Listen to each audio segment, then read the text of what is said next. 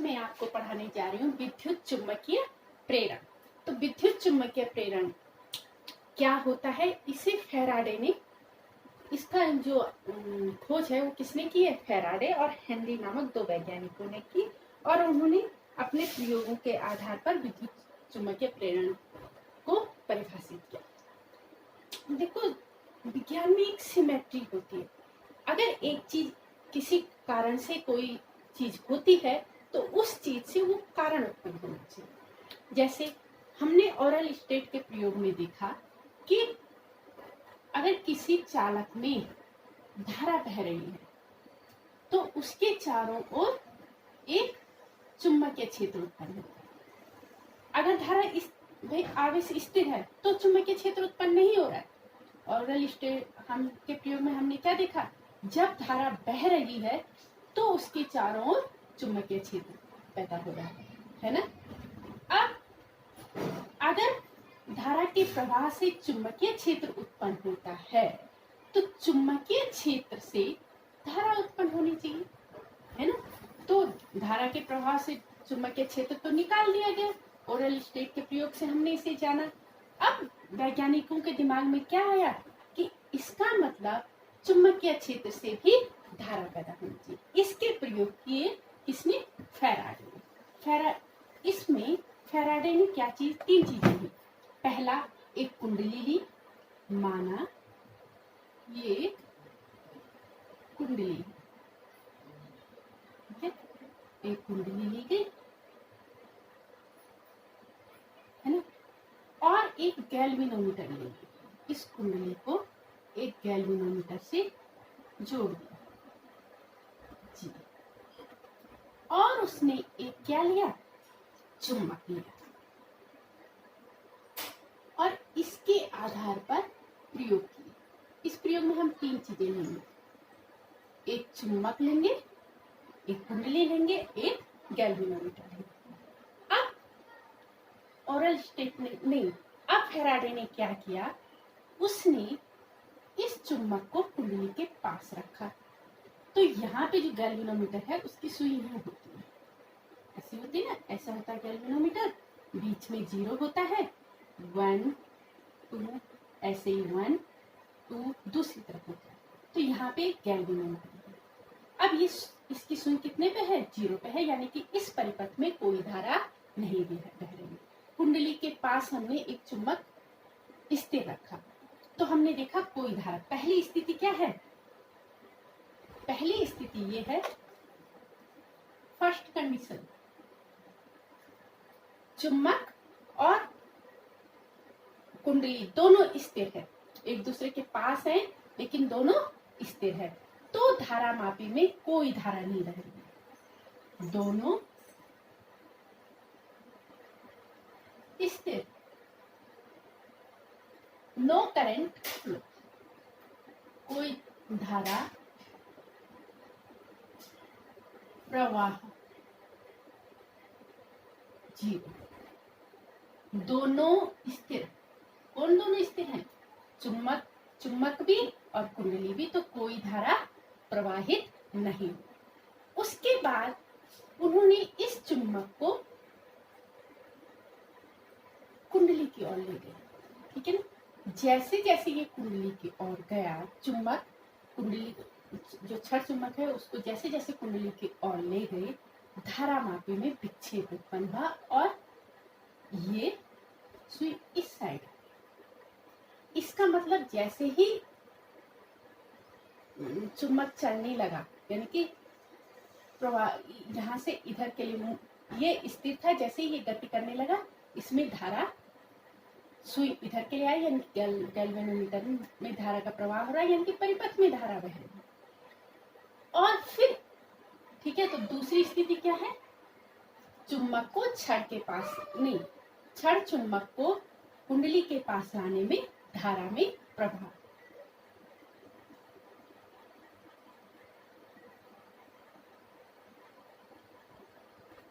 की गति से धारा प्रवाह, माना धारा क्या हो गई, आई हो गई।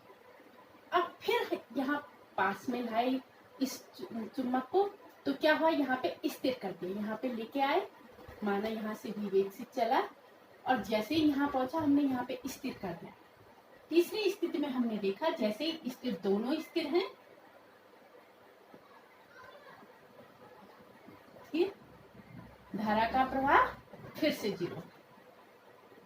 फिर हम इसको पीछे ले जाने लगे तो देखा कि जो ये गैल्वेनोमीटर की सुई है ये दूसरी दिशा में आ गई। इसका और क्योंकि ये गति कर रही है, इसका मतलब इस परिपथ में धारा बह रही है लेकिन दूसरी दिशा में बह रही है। तो चौथी स्थिति में क्या हुआ, जैसे ही हम इस चुंबक को दूर ले जाने लगे कुंडली से, तो धारा का प्रवाह हुआ लेकिन विपरीत दिशा में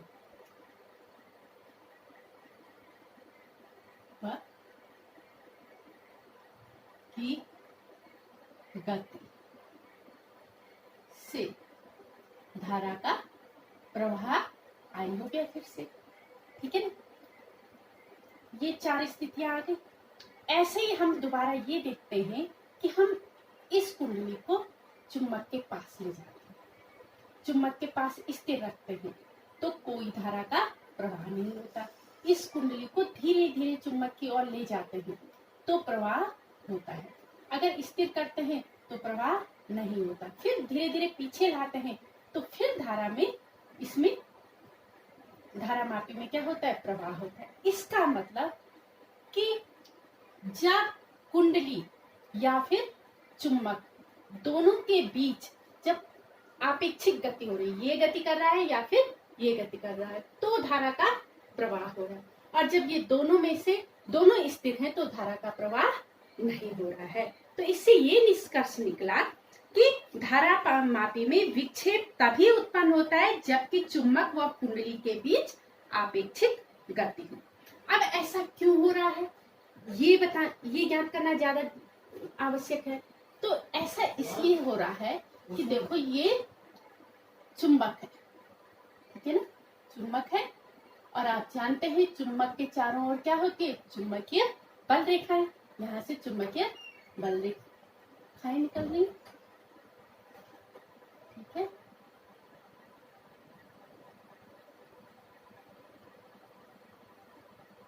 चुंबकीय बल रेखाएं निकाल रही। अब जैसे ही चुंबक गति करता है, कुंडली के पास आता है, तो जैसे जैसे ये गति करता है इन बल रेखाओं की संख्या में परिवर्तन हो रहा है। पहले तो बल रेखा कितनी थी, 1 थी, ये और पास आएगा तो पहले ये थी 1 थी, फिर और पास आएगा तो 2 हो गई, फिर और पास आएगा तो 3 हो गई, 4 हो गई, 6 हो गई, 10 हो गई, 20 हो गई। यानी कि धीरे धीरे बल रेखाओं की संख्या बढ़ रही है। फिर यहाँ पे हमने स्थिर किया तो बल रेखाएं क्या हो जा रही हैं, स्थिर हो जा रही हैं। बल रेखा यानी कि फ्लक्स में, अच्छा फ्लक्स बाद में समझाते हैं, बल रेखाओं की संख्या में परिवर्तन हो रहा है। अब जैसे यहाँ पे स्थिर करेंगे तो बल रेखाओं की संख्या भी स्थिर हो जाएगी। फिर जैसे जैसे हम पीछे ले जाएंगे बल रेखाओं की संख्या कम होगी। यानी कि हम देख रहे हैं जब बल रेखाओं की संख्या में परिवर्तन हो रहा है तो धारा का प्रवाह हो रहा है, और जब परिवर्तन नहीं हो रहा है तो धारा का प्रवाह नहीं हो रहा है। इससे अब बल रेखाएं क्या होती है, जो ये बल रेखाएं हैं ये जब किसी क्षेत्र से, माना ये चुंबकीय बल रेखाएं, ठीक है, ये चुंबकीय बल रेखाएं और ये किसी क्षेत्र से गुजर रही है, माना ये क्षेत्र है इससे गुजर रही है, तो इसका फ्लक्स जो फाई होता है, चुंबकीय फ्लक्स बराबर होता है, माना यहाँ पे चुंबकीय क्षेत्र की तीव्रता B है और इसका क्षेत्रफल A है, तो ये हो जाएगा B.A, ठीक है ना। ये होता है फ्लक्स, यानी कि किसी भी क्षेत्रफल से गुजरने वाली चुंबकीय बल रेखाओं की संख्या क्या होती है, फ्लक्स होती है। अब क्योंकि डॉट प्रोडक्ट है तो आप इसे लिख सकते हैं B.A cos थीटा। यहाँ पे जो ये cos थीटा है ये चुंबकीय बल रेखाओं और क्षेत्रफल सदिश के बीच का कोण है। अब क्षेत्रफल सदिश आपने चुंबकीय फ्लक्स में पढ़ा है, क्या होता है, क्षेत्रफल के लंबवत। अब क्षेत्रफल ये है तो इसके लंबवत है क्षेत्रफल सदिश। तो ए की दिशा और बी की दिशा क्या है, एक ही है। तो देखो चुंबकीय क्षेत्र की दिशा ये है और ये क्षेत्रफल है और इसके लंबवत है ना। तो इस यानी कि इन दोनों के बीच में कोण कितना है, 0 है। तो जब थीटा बराबर 0 तो फाई बी बराबर क्या हो जाएगा, बी ए और cos 0 का मान 1 हो जाता है, तब मैक्सिमम फ्लक्स हो। ठीक है। अब अगर ये किसी कोण पर है, माना ये कैसा है, जो ये क्षेत्रफल है ये ऐसा है, ठीक है ना। तो इसका क्षेत्रफल सदिश तो इधर के लिए आ गया, ठीक है, इधर के लिए हो गया, और चुंबकीय क्षेत्र इधर के लिए, यानी कि इसका क्षेत्रफल सदिश ऐसा हो गया। तो यहाँ पे जो कोण बनेगा वो थीटा होगा, है ना। अब अगर ये सीधा आ गया तो ये क्षेत्रफल है और ये ऐसे आ गया, ठीक है। तो इसमें इसका क्षेत्रफल सदिश तो कैसा होगा, इधर के लिए होगा, लंबवत इससे ए, है ना। और बल रेखाएं कैसे निकल रही हैं, ऐसे, यानी कि इससे नहीं निकल रही है, इसके भाई ये प्लेट है और बल रेखाएं ऐसे निकल रही है इसके समांतर। तो यहाँ थीटा बराबर कितना हो जाएगा भाई, इसके और इसके बीच में कितने का कोण है, 90 अंश। तो फाई बी बराबर क्या हो जाएगा, 0। यानी कि फाई क्या है, फ्लक्स परिवर्तन, फ्लक्स है, लेकिन ये सिर्फ फ्लक्स है, यहाँ इसकी संख्या में परिवर्तन होना है, यानी कि फ्लक्स परिवर्तन। तो फ्लक्स क्या होता है, किसी भी बंद पृष्ठ से गुजरने वाली, अभिलंबित गुजरने वाली बल रेखाओं की संख्या क्या कहलाती है, चुंबकीय फ्लक्स कहलाती है। चुंबकीय क्षेत्र से गुजरने वाली बल रेखाओं की संख्या क्या कहलाती है, चुंबकीय फ्लक्स कहलाती है, ठीक है। अब आपने इसमें क्या देखा, इसमें आपने ये देखा कि जैसे जैसे फ्लक्स में फाई क्या है, यहाँ पे एक क्षेत्रफल डाल दो तो इस क्षेत्रफल से गुजरने वाली बल रेखाओं की संख्या, लेकिन उस संख्या में क्या हो रहा है, इस क्षेत्रफल से गुजरने बल रेखाओं की संख्या में परिवर्तन हो रहा है। तो फ्लक्स में परिवर्तन, जब भी फ्लक्स में परिवर्तन हो रहा है धारा का प्रवाह हो रहा है। और जब हम चुम्बक भी स्थिर है और कुंडली भी स्थिर है तो धारा का प्रवाह नहीं हो रहा है। तो इससे कुछ निष्कर्ष निकले। पहला निष्कर्ष क्या है, धारा मापी में विक्षेप तभी उत्पन्न होता है जबकि चुम्बक व कुंडली के बीच अपेक्षित गति हो, ठीक है ना, ये निकल गया। दूसरा क्या, यानी कि अब देखो ये बढ़ रहा है तो यहाँ धारा का प्रवाह हो रहा है। अब धारा का प्रवाह कैसे होता है भाई, इलेक्ट्रॉन गति करते हैं। इलेक्ट्रॉन गति कब करेंगे, जब उन्हें कोई फोर्स मिलेगा। फोर्स क्या होता है, यानी कि विद्युत वाहक बल, विद्युत वाहक बल। अब इस गति के कारण इसमें क्या आ रहा है, विद्युत वाहक बल। भाई हमने इसको चुम्बक को गति करवाई या फिर कुंडली को गति करवाई, तो इससे क्या दिया हमने, उसको कार्य किया। तो कार्य किसमें बदला, ऊर्जा में, ऊर्जा यानी कि विद्युत वाहक बल ई। और इसी के कारण यहाँ इलेक्ट्रॉनों का प्रवाह संभव हो पाया, है ना भाई। तार जो इसमें सर्किट बना हुआ है हमने परिपथ, उसमें इलेक्ट्रॉन तो है, लेकिन प्रवाह तब होगा जब उसमें विद्युत वाहक बल मिलेगा, यानी कि इसे ऊर्जा मिलेगी और ऊर्जा इसकी गति से मिल रही है और वो इसमें संचित हो रही है और इसको गति कर रही है। लेकिन सिर्फ एक कंडीशन में, जब क्या हो रहा है, फ्लक्स में परिवर्तन हो रहा है। फ्लक्स यानी कि बल रेखाओं की संख्या। तो इस क्षेत्रफल से गुजरने वाली बल रेखाओं की संख्या में जब परिवर्तन हो रहा है, यानी कि फ्लक्स में परिवर्तन हो रहा है, तब विद्युत वाहक बल उत्पन्न हो रहा है, अर्थात धारा का प्रवाह हो रहा है। तो इससे निष्कर्ष ये निकला कि जैसे स्थिर आवेश के कारण चुंबकीय क्षेत्र उत्पन्न नहीं होता, ठीक उसी प्रकार भाई धारा चाहिए, आई धारा यानी आवेश का प्रवाह, यानी कि आवेश की गति से चुंबकीय क्षेत्र उत्पन्न होता है। ठीक उसी प्रकार से चुंबकीय क्षेत्र या किसके गति से, कुंडली की गति से,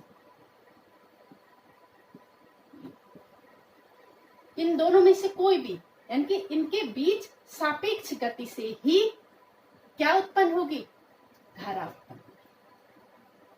अगर इनके बीच सापेक्षिक गति नहीं है, या तो ये गति कर रहा हो या फिर ये गति कर रहा हो, तभी धारा उत्पन्न होगी। तो चुंबकीय फ्लक्स क्या है? वही फ्लक्स तो हो गया चुंबकीय क्षेत्र और क्षेत्रफल का गुणा। अब इसमें ये हो गया फ्लक्स फाई, और इसमें परिवर्तन डेल फाई में। जब परिवर्तन होगा तभी यहाँ विद्युत वाहक बल उत्पन्न होगा। तो इसके आधार पर किसने, फैराडे ने अपने नियम दिए। इसके निष्कर्षों के आधार पर फैराडे ने अपने नियम दिए। और क्या नियम दिए? फैराडे के विद्युत चुम्बकीय नियम, या फिर हम उन्हें फैराडे के नियम, विद्युत चुम्बकीय प्रेरण से अब देखो इसे प्रेरण क्यों कहते हैं? विद्युत चुम्बकीय प्रेरण। देखो, क्या मैग्नेट इससे टच हो रहा है? नहीं हो रहा। क्या कुंडली इससे टच हो रही है? नहीं हो रही। लेकिन इसकी प्रेरणा से इसमें क्या हो रहा है? धारा का प्रवाह हो रहा है। तो जब टच नहीं होता है, दोनों एक दूसरे को स्पर्श नहीं कर रहे हैं, बल्कि इनके प्रभाव से चुंबकीय विद्युत वाहक बल उत्पन्न हो रहा है। तो इसे क्या कहते हैं? प्रेरण, यानी कि इंडक्शन। ठीक है ना। अब देखो विद्युत चुम्बकीय प्रेरण, फैराडे के विद्युत चुम्बकीय प्रेरण के नियम। सबसे पहले विद्युत चुम्बकीय प्रेरण क्या होता है? तो किसी भी, अब देखो अगर ये परिपथ बद्ध ना हो, ये टूटा हुआ, तो यहाँ विद्युत वाहक बल तो उत्पन्न होगा, लेकिन इसमें धारा का प्रवाह नहीं होगा। इसलिए परिपथ क्या होना चाहिए? बद्ध होना चाहिए। तो विद्युत वाहक बल क्या है? विद्युत चुम्बकीय प्रेरण क्या है? किसी भी विद्युत चुम्बकीय प्रेरण क्या होगा कि जब किसी परिपथ से बद्ध चुंबकीय फ्लक्स में परिवर्तन होता है तो उसमें एक विद्युत वाहक बल उत्पन्न हो जाता है। इस घटना को विद्युत चुंबकीय प्रेरण कहते हैं। फिर से सुनो, जब किसी परिपथ से बद्ध चुंबकीय फ्लक्स में, ये बद्ध है, जब किसी परिपथ से बद्ध चुंबकीय फ्लक्स में परिवर्तन होता है तो उसमें एक विद्युत वाहक बल उत्पन्न हो जाता है। विद्युत वाहक बल उत्पन्न होने की इसी घटना को क्या कहते हैं? विद्युत चुम्बकीय प्रेरण कहते हैं। ठीक है ना। फैराडे के विद्युत चुम्बकीय प्रेरण का पहला नियम क्या है? इसका पहला नियम है, जब किसी परिपथ से बद्ध चुम्बकीय फ्लक्स में परिवर्तन होता है तो उसमें एक प्रेरित विद्युत वाहक बल उत्पन्न हो जाता है। जब किसी बद्ध चुम्बकीय फ्लक्स में, जब किसी बद्ध परिपथ में चुंबकीय फ्लक्स में परिवर्तन होता है, जब किसी परिपथ से बद्ध चुंबकीय फ्लक्स में परिवर्तन होता है तो उसमें एक प्रेरित विद्युत वाहक बल उत्पन्न हो जाता है। मैंने अभी बताया कैसे उत्पन्न होता है। ठीक है ना। प्रेरित विद्युत वाहक बल उत्पन्न हो जाता है। ठीक है, ये तो पहला नियम है। और दूसरा नियम इसका मेजरमेंट है। जो ये प्रेरित विद्युत वाहक बल होता है, ये किसके बराबर होता है? ये फ्लक्स परिवर्तन की दर d∅/dt, प्रति सेकंड फ्लक्स में जो परिवर्तन हो रहा है उसके अनुक्रमानुपाती होता है। यानी कि विद्युत वाहक बल उसी अनुपात में बढ़ेगा या घटेगा जिस अनुपात में फ्लक्स में परिवर्तन होगा। तो ये तो इसका मेजरमेंट करता है दूसरा वाला नियम। और हाँ, ये माइनस है। क्यों? क्योंकि ये इस प्रेरण का विरोध करता है। ठीक है ना। जब हम लेज का नियम पढ़ेंगे तो हम इस बात को समझेंगे। तो विद्युत चुम्बकीय प्रेरण क्या होता है? विद्युत चुम्बकीय प्रेरण सीधी सी बात आप अपने दिमाग में बैठा लीजिए।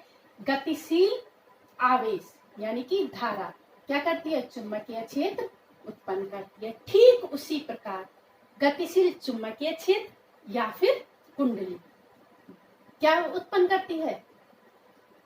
धारा को उत्पन्न करती है। भाई विद्युत वाहक बल उत्पन्न होगा तो ये धारा को प्रेरित करेगा, और अगर सर्किट बद्ध है तो धारा प्रवाहित होगी नहीं, तो ये इसके अंदर ऊर्जा के रूप में संचित रहेगा। ठीक है ना। तो ये आ गया आपका विद्युत चुम्बकीय प्रेरण।